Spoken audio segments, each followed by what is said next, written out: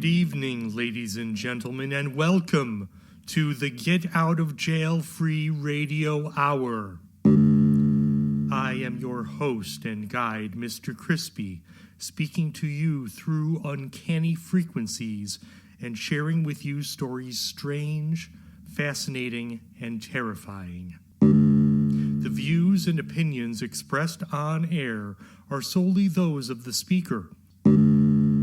The Get Out of Jail Free Radio Hour is an entertainment program, and any similarities to any person living or dead, or any place or events, are entirely coincidental. The Get Out of Jail Free Radio Hour was created except as indicated by Non-Henshaw.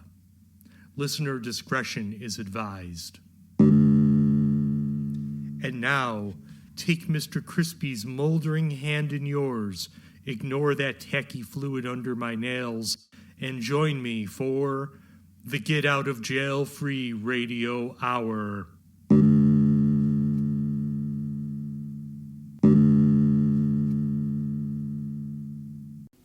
Ed's last day. Ed came in at his usual time, 7:10 a.m., early enough to start a pot of coffee for his co-workers and to have a little uninterrupted time to clean up emails and prepare for the day ahead. He was going to miss his routine starting his new job next Monday. He was not going to miss the work he did for the company, though. After 15 years, the job had worn Ed down to a nub of nerves. He sat at his station. No one else had come in yet, and he fired up his desktop. He accessed his email and saw the usual system notifications that things had mostly run okay overnight. There was one notification that would be his responsibility for addressing. Not surprising, as those would come in from time to time. He blew out his cheeks and sent off a "working on this" email to his supervisor. I will not miss him when I'm gone, thought Ed. His supervisor, Sam, was the worst one-up he had ever contended with. Everything was an emergency, and he would constantly check in on these kinds of notifications until you sent him the all-clear follow-up. He also had a propensity for cursing and telling jerky jokes. He led a small group of men who would walk around the building on breaks, where they would talk about sports and the female co-workers. Ed had stopped going on those months ago. The toxic masculinity was too much for him. He opened his desk drawer. It had mostly been empty to the point where only a small shoebox would be needed for when he left today.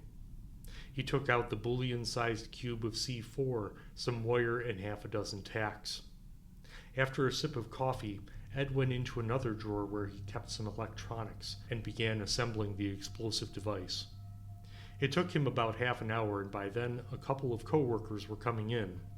Kim, who worked the next aisle over, said, "Hey Ed, enjoy your last day," with her usual too perky tone. Stan arrived a few minutes after, clearly dragging from a late night with his buddies. He muttered a "morning" under his breath and went to sit along the rest of the wall. There were 40 people total in the office, and Ed really only knew half a dozen. Turnover had really picked up the last few years, to the point where nearly everyone else had only a couple of years with the company. Kim got up to get herself some coffee, and Ed went to her chair and installed the explosive with a timer set for 20 minutes. He then went to Steve's desk with all of its Texas Rangers baseball ephemera and pried off the T, 2, Enter, S, period, and R keys and inserted the push pins into the keys. The sharp ends poked out just enough to prick a finger pressed hard enough, but not enough to be visible. After gathering his drawer into the old Puma shoebox he had brought, he went to the restroom. He checked his watch and sat in the stall until he heard the muffled explosion. He flushed the toilet, and not bothering to wash his hands, he went back into the office space. The sprinkler system had been running, and some black smoke rose from the remnants of Kim's station. He sniffed, confirming that the smell of burnt flesh meant Kim had been taken care of, and sat back at his desk. He upended his keyboard, which had a little water in between the keys, and opened his email. He responded to Sam that Kim was taken care of and that Steve was up next. A couple minutes later, he heard Steve cry out and knew that task was taken care of as well.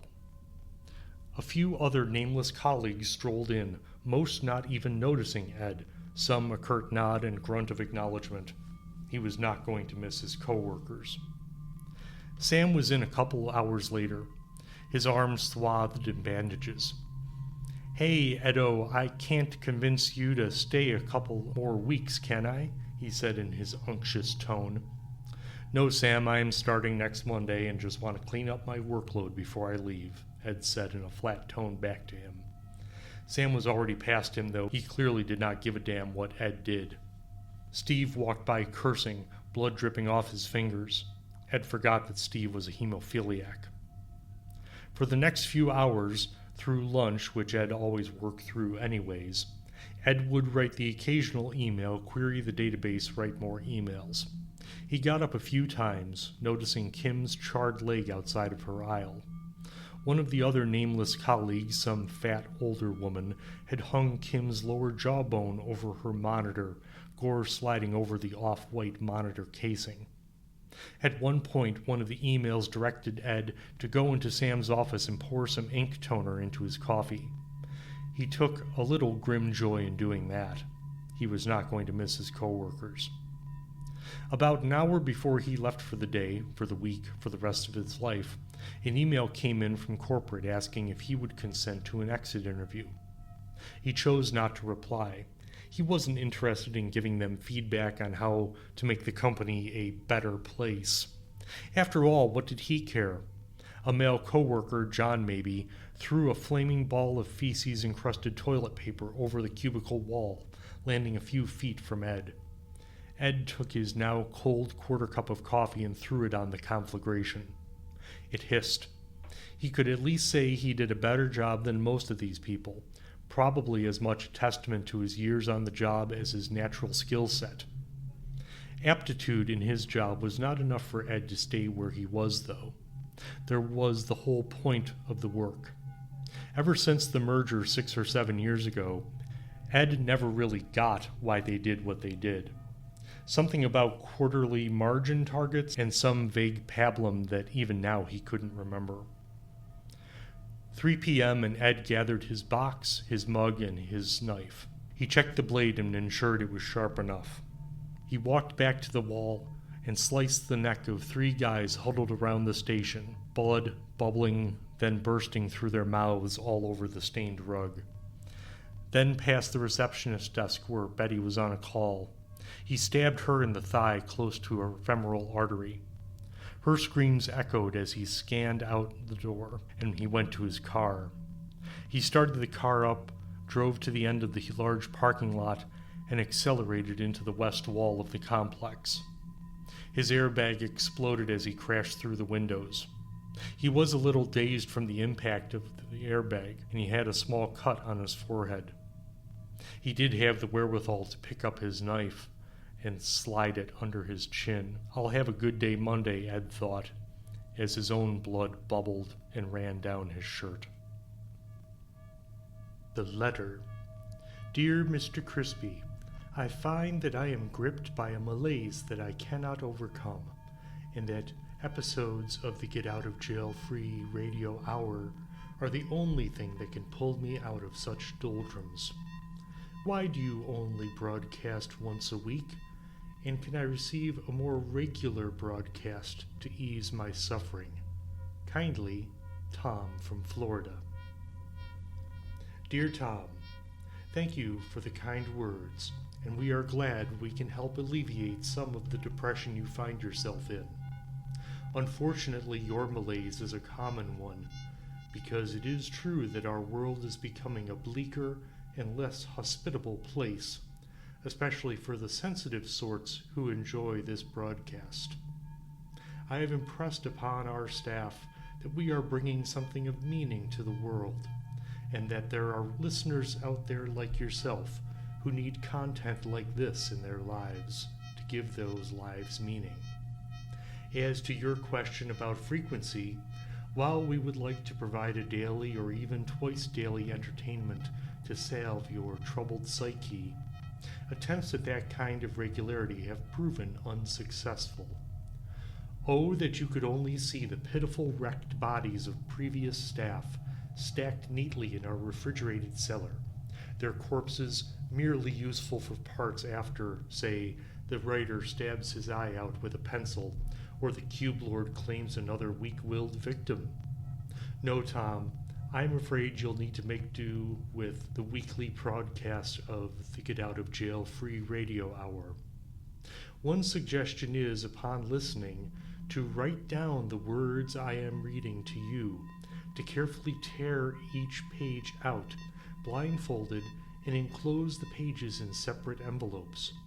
Then mail these to yourself at a regular interval. Make friends with your local post person, so that you can spread the joy out until the next broadcast, like a literary pâté on the seeded cracker of your muddled mind. Cheers! And now missives from denizens of zodiacal spaces. Babel's rope. Sinking is the sensation you feel when walking on sidewalks. Hark! A motorized carriage approaches. Stepping out of the back are 3 men carrying valises as brown as your mother's hair. Their faces are severe, all wearing silver wire-framed glasses. The middle one introduces himself as Mr. Coffin. He pulls from his valise a series of official-looking documents. The sinking feeling continues, and your ankles grow damp with perspiration. The documents are written in a language you are unfamiliar with. The man on the left takes off his glasses and wipes at them with a stained yellow cloth. The man on the right takes out his mobile telephone and begins to converse with someone on the other end about the price of apples. You scrutinize page after page, but the more you scan, the less sense it makes. You now feel as if the bottom half of your body is waiting in concrete, and you begin to speak to Mr. Coffin, telling him there must be a mistake. The words that come out of your mouth, though, as though from a phonograph on half speed, are not that there was a mistake, but gratitude for bringing this matter to your attention. From his inner coat pocket, Mr. Coffin produces a blue fountain pen with a gold band near the nib. He unscrews the cap, and it sounds like pneumatic brakes are being applied.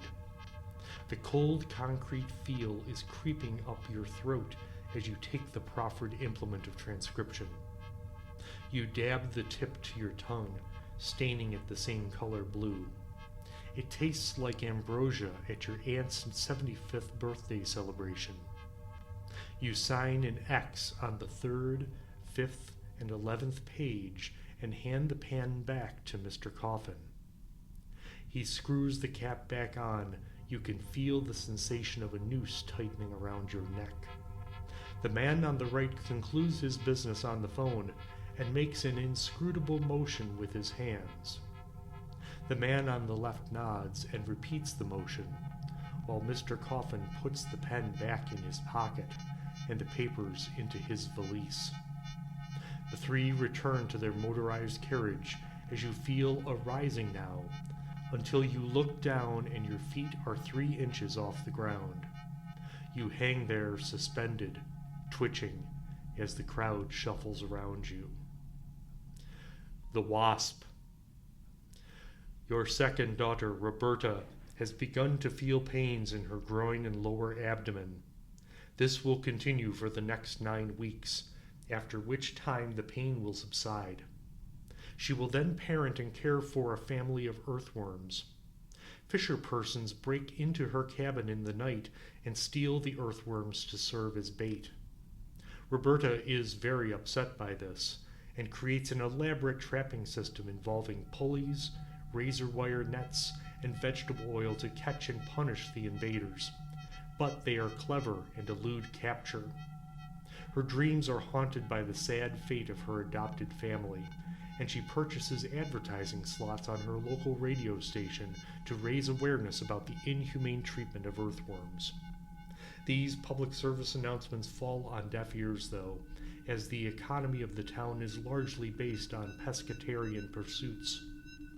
You wish you could take her side, but your love of abalone, pike, and sole supersede familial ties, and you provide the fisher person cabal with plans to Roberta's house and times when you know she will not be at home.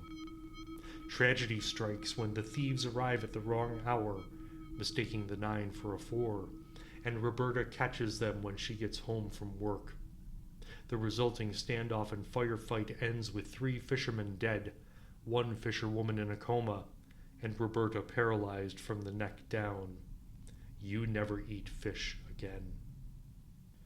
And now, persons to know. A stranger is just a friend you haven't met yet. Today we talk about the hideous and vile Robert Thomas, founder of the Yangtze Almanac and Journal.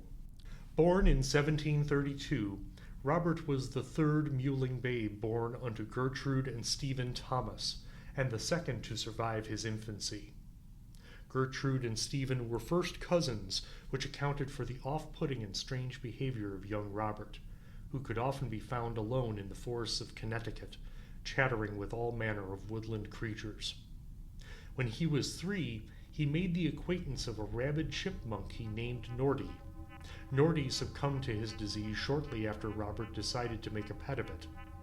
It was no matter to dim-witted Robert, who affixed a length of hemp rope to Norty and proceeded to keep it as a pet for the remainder of his life. He could often be found in corners of the Thomas estate, whispering to the foul thing, punctuated by high giggles. In the schoolhouse, Robert was ostracized for his peculiar looks and manners, students making a wide berth when passing him on the roads to and from his home. Teachers rarely would call on Robert, as his voice was painfully delicate and wispy, and he was not the brightest candle in the bunch. Still, Robert enjoyed reading, though struggled with words exceeding 3 syllables, often losing his place and having to run at the word again. Numbers were straight out for Robert. He would throw terrible fits of rage when presented with arithmetic or multiplication of any kind. To reduce distractions to the other students, teachers would send the young man to a broom closet with a burlap blanket. There he would take a constitutional, often awakening long after the school day was done and the sun inching towards the horizon. As was common among the upper class at the time, the Thomas clan was beset by gout, leading to the amputation of Stephen's right leg below the knee and a gray pall on Mother Gertrude's visage. Even with the wealth of the Thomas printing house, life was not easy as Robert grew into puberty. His voice took on a gurgling lisp, in part due to an unfortunate accident involving a hornet's nest when he was 9, which caused his throat to swell to twice its normal size. The young man also became obsessed with stockings, tying them in layers around his limbs. With Norty ever present, his simpering manner further isolated him from his peers, and other rapscallions disinterested in making more of a mockery of the young man than his very presence was. Robert was eventually expelled from secondary school after a most unpleasant business involving the principal, a math problem, and a kerosene lamp. This is perhaps a good time to pause and take a physical inventory of the man, for reflected in his outer traits, one can adequately surmise the troubled psyche of this most crude person. Starting with his feet, his left foot was webbed, while his right big toe was the size of a thumb, with an ulcer under the nail that wept constantly. The right foot was also perfectly flat to the ground, and the heel cracked with chalky calluses. Robert's gait was strangely unaffected by this, though he did tend to lean towards the left when walking without his cane. A mysterious bruise in the shape of a trading ship covered the calf of Robert's left side. It appeared there when he turned 15 overnight, with no rational explanation. His legs were unnaturally thin, In fact, he never weighed more than 97 pounds. His legs had the appearance of shaggy pipe cleaners covered with a mossy red hair. These terminated in flapjack-shaped buttocks which would not support any kind of slacks. He fashioned a makeshift suspender system out of 2 old shaving strops, which kept his otherwise abominable appearance otherwise mercifully modest. The musculature of his torso and arms were, to be generous, pitiful to behold. One schoolmate, Betsy Johns, recalls a time when an infant raccoon set upon Robert in an attempt to steal away Norty. "'Twas as though his arms were made of overcooked macaroni," the woman recalled, "and he made a pitiful wail, which eventually drove the young raccoon back to its den." Not just in strength, but also texture, his arms and in fact whole epidermis was like a pasta dough left out too long in the sun, and hairless, like that baby raccoon. His neck was that of an obese tuberman, while his head was beset with freckles and acne. His thin lips quivered as he spoke in a lilting tone, made more thin and reedy by his nose. One eye drooped from the palsy that would often afflict him, and the color of the eyes was as a green swamp. The only hair on his face were his brows, which he parted to the right. Upon his forehead, a welt he constantly worried with a chopstick his father acquired on a trip to the Orient. His hair was as wispy as his voice, thin like the horse hair of a violabo. His ears were far too small and resembled those of a mouse. In young adulthood, Robert spent much time in the shed with reams of paper. Here he hit upon the idea of compiling facts and figures into a pamphlet. The nonsensical scrawls and primitive art were piled hither and yon, moldering as the days and weeks turned to years. Robert spent more time indoors with his almanacs, poring over them and sometimes eating them. His already weak constitution became more and more so, but he defied the expectations of the family physician by living well into his 70s. He could often be seen in town, where the citizens took pity on the strange man who gave him eggs and rice. Robert would often deposit issues of decaying and torn almanacs, which he called his Yangtze Gazettes, perhaps an errant memory of stories his father would tell of Asia and the Pacific people. He died a pauper, and his corpse was found some months after one of the worst winters of early 1800s Connecticut. Notable relations. In spite of Robert not taking a wife or having any children of his own, his family tree bore much fruit from his younger siblings. Some notable relatives include Truman Capote, Garrison Keillor, Kelsey Grammer, Steve Buscemi, and Steve Gutenberg. His body lies in an unmarked grave in a potter's field, just a 45-minute drive from Hartford. I'm tired, but I cannot sleep. I'm mute, but I can't stop screaming. And now, Fiction Corner. Fire is at the door again, the same as it has been since I was a young boy. Its knock is distinct, a rapping and crackling that never fails to make my back clammy with sweat. I don't remember exactly how old I was when the fire first came to visit. I was in the family room with Mother and Father, and I was doubtless reading some book with pictures on the floor. It was summer, I do remember that. It was warm and evening was falling, but still somewhat light out. The knock at our front door was light at first, almost tentative in its tapping on the bright red wood. I heard it, but at first my parents did not. It came again, more insistent, and now Father did stand and move to the door. He grasped the knob and cursed in pain, the knob hot from the guest waiting on our porch.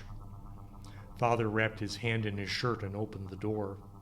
He cried again in pain, asking Mother to grab a pan of water from the kitchen. She hurried in and came back out a moment later. Father yelled something I don't recall and threw the water out. I remember a momentary glimpse of the glow on the porch and then something like a hissing with a barely audible cry. Father slammed the door shut, his face reddened and brows singed. Mother gaped wordlessly at him, and Father muttered something about a prank. When I went outside the next day, the porch had black spots on it, roundish polygons all around and down the walkway to the sidewalk, where they stopped abruptly. The door had a few of these same shapes blackened on the outside. Father and Mother never spoke of it again, and I didn't ask. The next time, I was in my late teens, almost done with public school. This was early in the springtime, since there was still a chill in the air. I had gone to bed since I had to be up early for school the following day, and in the middle of the night, I heard that same tapping at the front door. My parents were both asleep, and I tried to cover my ears, thinking it may have been my imagination. The knocking grew louder, though, and more insistent. Then the smoke alarm began beeping. Still in a sleepy daze, I got out of bed and saw flames making their way up the stairs. They moved deliberately as though they were trying to sneak by unnoticed. But the flames had already ignited the downstairs living room drapes, which had set off the smoke alarm. I ran back into my room and opened my window to the night.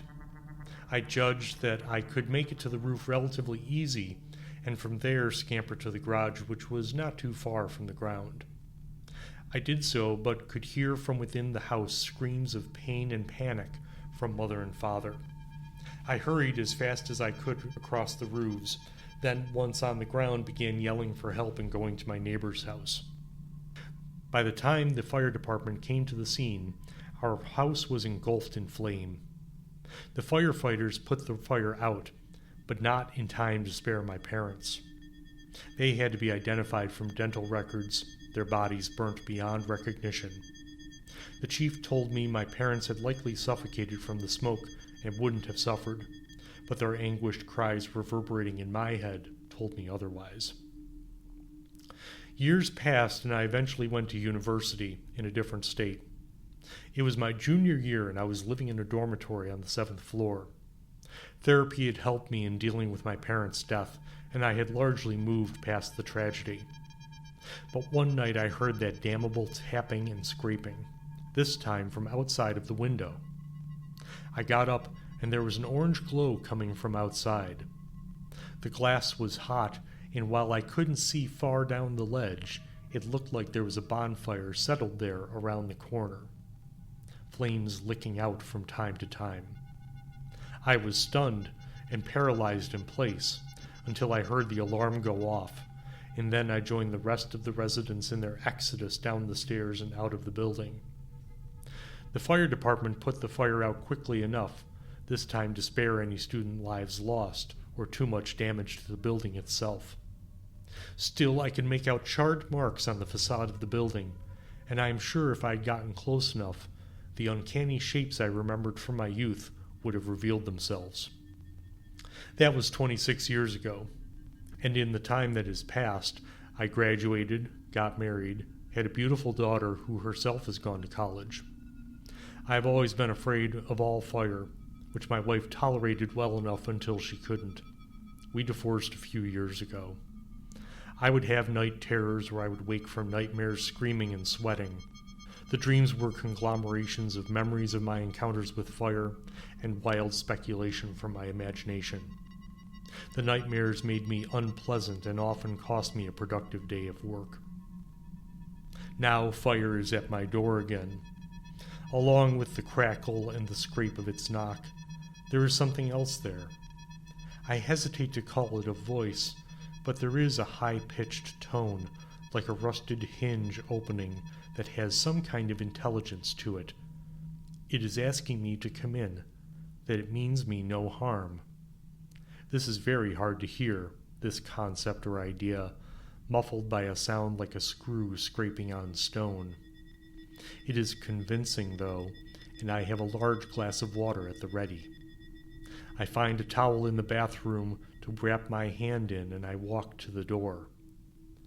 I undo the 3 types of knocks slowly, the susurrus of the fire continuing to speak as the knocking trails off.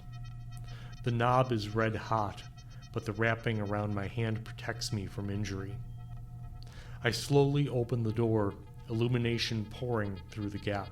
What is standing before me is a monolith of flames, shifting like mercury.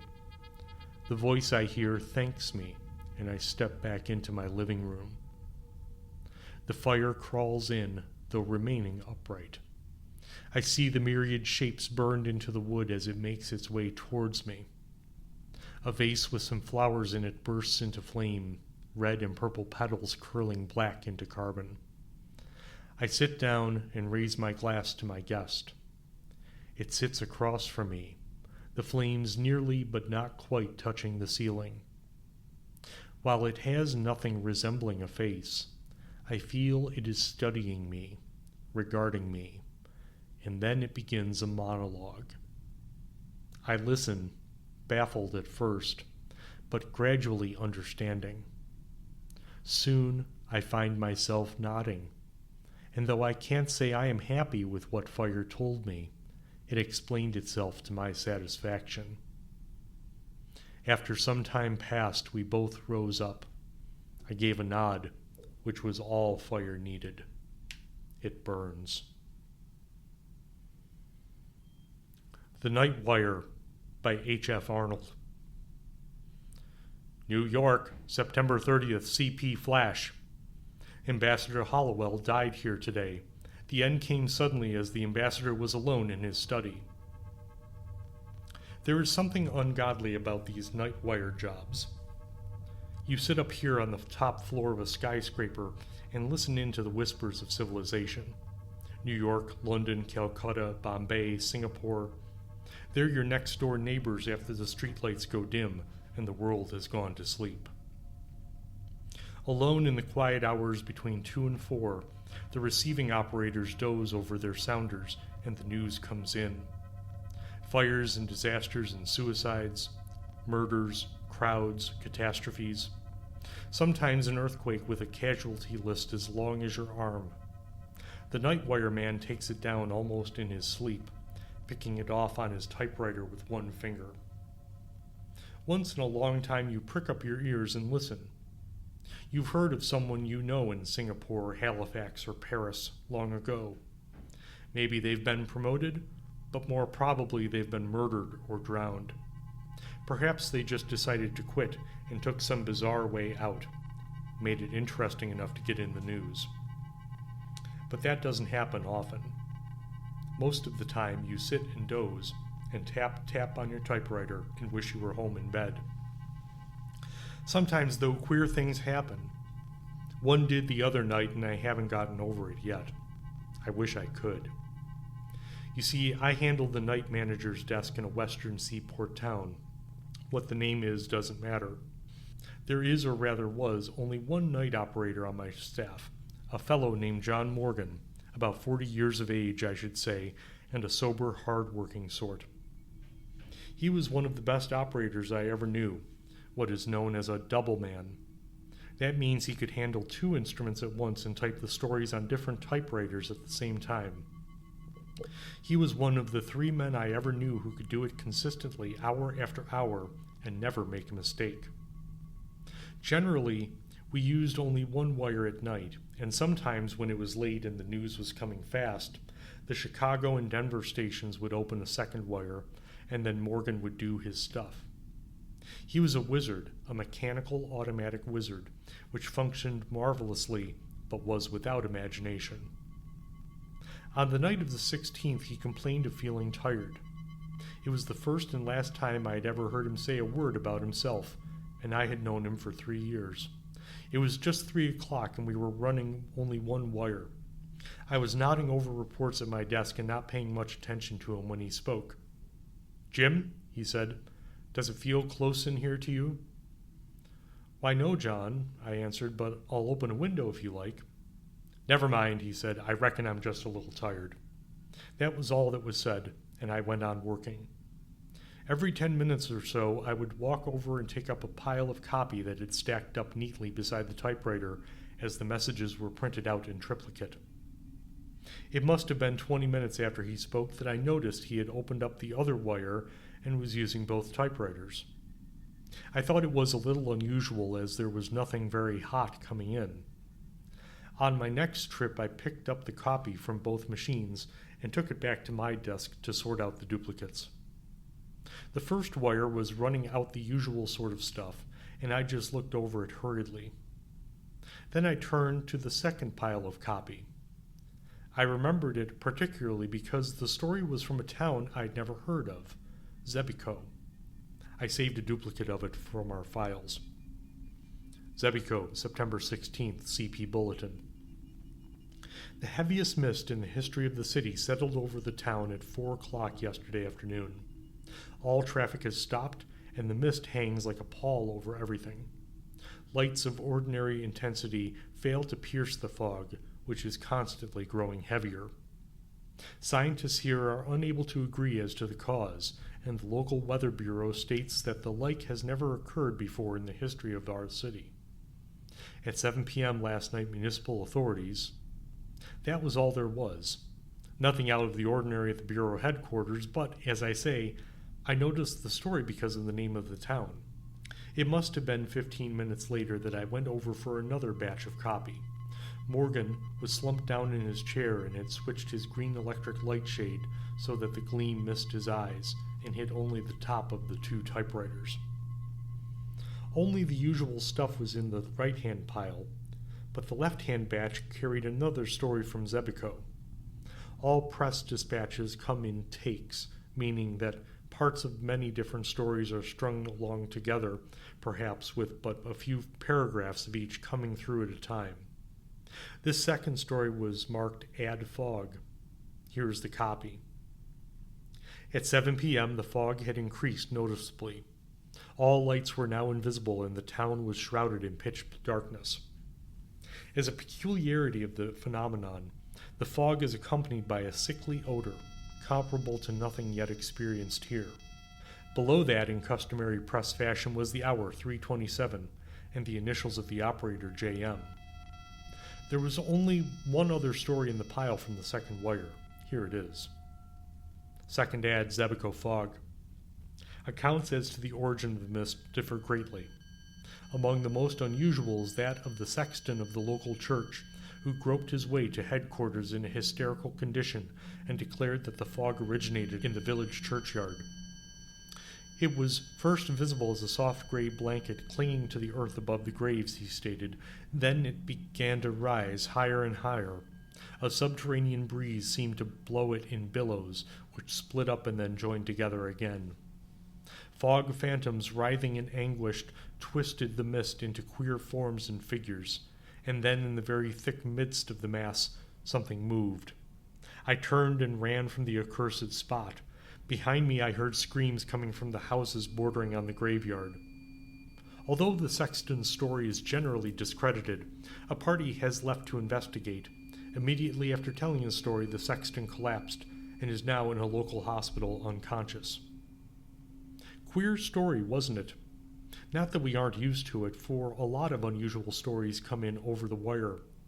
But for some reason or other, perhaps because it was so quiet that night, the report of the fog made a great impression on me.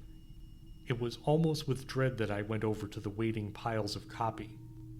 Morgan did not move, and the only sound in the room was the tap-tap of the sounders. It was ominous, nerve-wracking. There was another story from Zebico in the pile of copy. I seized on it anxiously. New lead, Zebico Fog CP. The rescue party, which went out at 11 p.m. to investigate a weird story of the origin of a fog which, since late yesterday, has shrouded the city in darkness, has failed to return. Another and larger party has been dispatched. Meanwhile, the fog has, if possible, grown heavier. It seeps through the cracks in the doors and fills the atmosphere with a depressing odor of decay. It is oppressive, terrifying, bearing with it a subtle impression of things long dead. Residents of the city have left their homes and gathered in the local church, where the priests are holding services of prayer. The scene is beyond description. Grown folk and children are alike terrified and many are almost beside themselves with fear. Amid the wisps of vapor which partly veil the church auditorium, an old priest is praying for the welfare of his flock. They alternately wail and cross themselves. From the outskirts of the city may be heard cries of unknown voices. They echo through the fog in queer, uncadenced minor keys. The sounds resemble nothing so much as a wind whistling through a gigantic tunnel. But the night is calm, and there is no wind. The second rescue party. I am a calm man, and never in a dozen years spent with the wires have been known to become excited, but despite myself I rose from my chair and walked to the window. Could I be mistaken, or far down in the canyons of the city beneath me did I see a faint trace of fog? Pshaw, it was all imagination. In the press room, the click of the sounders seemed to have raised the tempo of their tune. Morgan alone had not stirred from his chair. His head sunk between his shoulders. He tapped the dispatches out on the typewriters with one finger of each hand. He looked asleep, but no. Endlessly, efficiently, the two machines rattled off line after line, as relentlessly and effortlessly as death itself. There was something about the monotonous movement of the typewriter keys that fascinated me. I walked over and stood behind his chair, reading over his shoulder the type as it came into being, word by word. Ah, here was another. Flash, Zebico CP. There will be no more bulletins from this office. The impossible has happened. No messages have come into this room for 20 minutes. We are cut off from the outside and even the streets below us. I will stay with the wire until the end. It is the end indeed. Since 4 p.m. yesterday, the fog has hung over the city. Following reports from the sexton of the local church, 2 rescue parties were sent out to investigate conditions on the outskirts of the city. Neither party has ever returned, nor was any word received from them. It is quite certain now that they will never return. From my instrument I can gaze down on the city beneath me. From the position of this room on the 13th floor, nearly the entire city can be seen. Now I can see only a thick blanket of blackness where customarily are lights and life. I fear greatly that the wailing cries heard constantly from the outskirts of the city are the death cries of the inhabitants. They are constantly increasing in volume and are approaching the center of the city. The fog yet hangs over everything. If possible, it is even heavier than before, but the conditions have changed. Instead of an opaque, impenetrable wall of odorous vapor, there now swirls and writhes a shapeless mass in contortions of almost human agony. Now and again, the mass parts and I catch a brief glimpse of the streets below. People are running to and fro, screaming in despair. A vast bedlam of sound flies up to my window, and above all is the immense whistling of unseen and unfelt winds. The fog has again swept over the city, and the whistling is coming closer and closer. It is now directly beneath me. God! An instant ago the mist opened, and I caught a glimpse of the streets below. The fog is not simply vapor, it lives. By the side of each moaning and weeping human is a companion figure, an aura of strange and varicolored hues. How the shapes cling, each to a living thing. The men and women are down flat on their faces. The fog figures caress them lovingly. They are kneeling beside them. But I dare not tell it. The prone and writhing bodies have been stripped of their clothing. They are being consumed, piecemeal. A merciful wall of hot, steamy vapor has swept over the whole scene. I can see no more. Beneath me, the wall of vapor is changing colors. It seems to be lighted by internal fires. No, it isn't. I've made a mistake. The colors are from above, reflections from the sky. Look up! Look up! The whole sky is in flames. Colors as yet unseen by man or demon. The flames are moving. They have started to intermix. The colors are rearranging themselves. They are so brilliant that my eyes burn, yet they are a long way off. Now they have begun to swirl, to circle in and out, twisting in intricate designs and patterns. The lights are racing each with each, a kaleidoscope of unearthly brilliance. I have made a discovery. There is nothing harmful in the lights. They radiate force and friendliness, almost cheeriness, but by their very strength, they hurt. As I look, they are swinging closer and closer, 1,000,000 miles at each jump, millions of miles with the speed of light. Aye, it is light, that quintessence of all light. Beneath it, the fog melts into a jeweled mist, radiant, rainbow-colored of 1,000 varied spectra. I can see the streets. Why, they are filled with people. The lights are coming closer. They are all around me. I am enveloped. The message stopped abruptly. The wire to Zebico was dead. Beneath my eyes, in the narrow circle of light from under the green lampshade, the black printing no longer spun itself letter by letter across the page. The room filled with a solemn quiet, a silence vaguely impressive, powerful. I looked down at Morgan. His hands had dropped nervelessly at his sides, while his body had hunched over peculiarly. I turned the lampshade back, throwing the light squarely in his face. His eyes were staring, fixed. Filled with a sudden foreboding, I stepped beside him and called Chicago on the wire. After a second, the sounder clicked its answer. Why? But there was something wrong. Chicago was reporting that Wire 2 had not been used throughout the evening. "Morgan!" I shouted. "Morgan! Wake up! It isn't true! Someone has been hoaxing us! Why?" In my eagerness, I grasped him by the shoulder. His body was quite cold. Morgan had been dead for hours. Could it be that his sensitized brain and automatic fingers had continued to record impressions even after the end? I shall never know, for I shall never again handle the night shift. Search in a world atlas discloses no town of Zebico. Whatever it was that killed John Morgan will forever remain a mystery. And now, from Old Wyethscope's Quarterly Concern, dates of import. Save the dates. June 19th, age of Glogayan, 1934. So it was that in the Anno Domini of 1934 the age of Glogian commenced. The sun rose over the dunes of the Gobi Desert, and the clouds rang like giant gongs, causing great sonic waves to lift the sand in tidal waves which buried the nomadic tribes. Under sandy oceans the desert worms did their tricks and ministrations, and lo, the dead did rise up and march.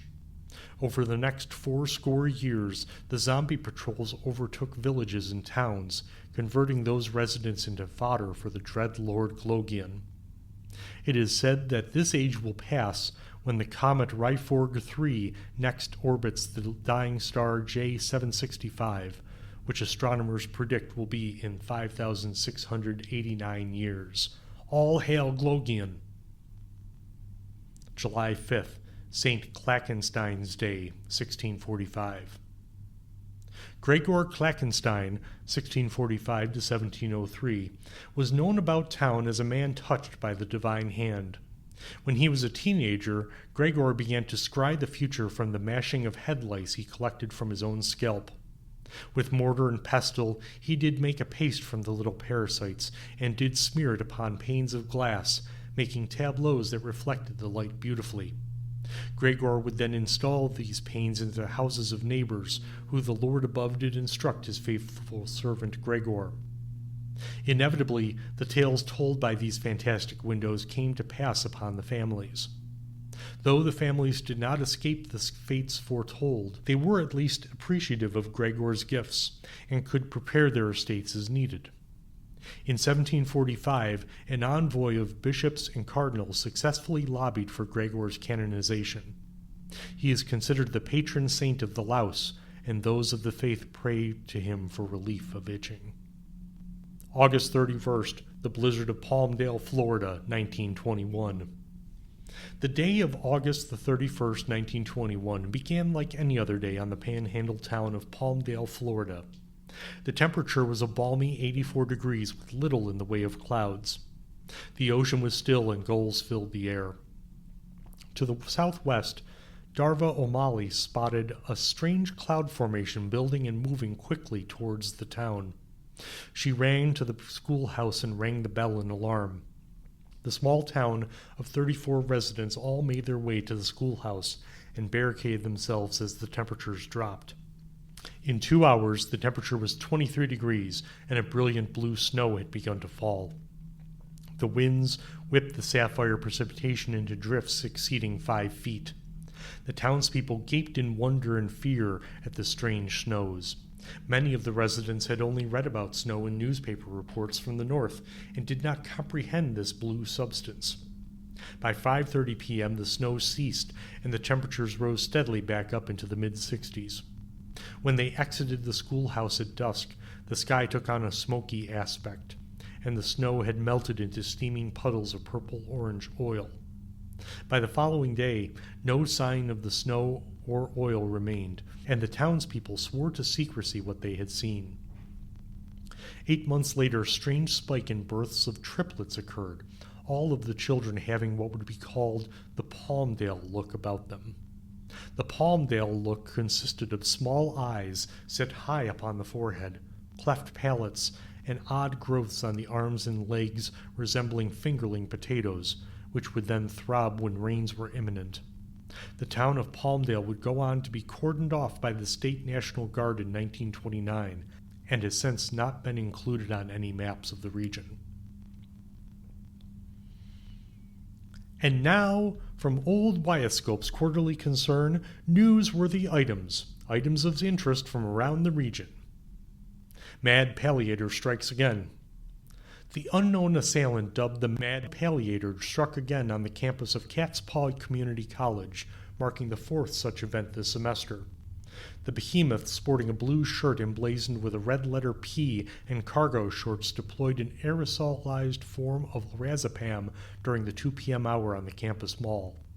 Approximately 24 students were affected, laying down on the lush lawns and napping for up to 3 hours. Dean Horace Cliffson has instituted a new policy requiring visitors, especially those in the medical field, to be accompanied by a member of the faculty at all times on campus. Campus health experts believe that while the Mad Palliator's methods are unorthodox and, quote, represent a short-term harm based on where the strikes occur, end quote, students impacted report a better sense of well-being and are, quote, generally more alert, quote, and participate with above adequate interest in their courses in the weeks after being lorazepamized. Campus security welcomes any anonymous tips as to the identity of the assailant, along with a reward of a Subway sandwich shop gift certificate good for 1 6-inch sub for information leading to the apprehension of the Mad Palliator. Statue in honor of Hiram Josegi to be installed Thursday. This Thursday in Levitview, a statue honoring noted leper Hiram Josegi will be installed in the town square in a ceremony at 4 p.m. Mr. Josegi will be in attendance with his wife Katie and children Paul and Nancy, along with his famous wagon of limbs. At the ceremony, using cement and epoxy generously donated by the Fields Corporation, a statue consisting of the limbs will be erected, which Hiram describes as, quote, a totem giving thanks for them limbs what we kept, and the limbs the good Lord continues to bless us with, end quote. And now we bring you trivia and facts. Impress your family and friends with these true nuggets of knowledge. There are exactly 49 rivets in every can of Professor Gregg's cherry phosphate, 24 of which are imbibed with the tart elixir. Stephen Sondheim, American songsmith, had, instead of teeth, a collection of progressively smaller and smaller snails in his mouth. Dentists were baffled when Ma and Pa Sondheim brought the young lad in for a checkup, but Stephen did not report any discomfort. In fact, in an interview with Billboard magazine, Sondheim credited the soothing snail song as the inspiration for many of his biggest Broadway hits. 2 weeks before his demise, the snails made a mass exodus from Sondheim's mouth, as he is said to have died of a broken heart at their leaving without so much as a goodbye. The Polish city-state of Hrympsol exists in a parasitic suburban hyperstate with Warsaw, and entry can only be accessed when the bell of the Church of St. Randolph is vibrating at a frequency of exactly 532 hertz. And now, wisdom, advice, and prognostication, sound words to live by. Such secrets wait at the bottom of the lake to be revealed under the full moon light. Be prepared. A strong smell of coffee and salsa bodes ill for your family. In the family Bible, turn to the book of Kyle and paint chapter 3, verses 5 through 7 on the south side of your barn. The squid cows will then pass over your house, sparing you and your kin from their psychic meddling. A piper will knock thrice on your door, asking for a meal. Serve him boiled cabbage and carrots, but do not allow him to play his tune. Send him back into the darkness and lock the door behind him. His tune of doom is for another. And now I bid you a restless night. May you cower in the corner until morning's light. And in the harsh daylight you will see no one really gets out of jail free. Thank you for listening to the Get Out of Jail Free Radio Hour. The Get Out of Jail Free Radio Hour was written, produced, edited, and uploaded by Matt Henshaw, except as indicated.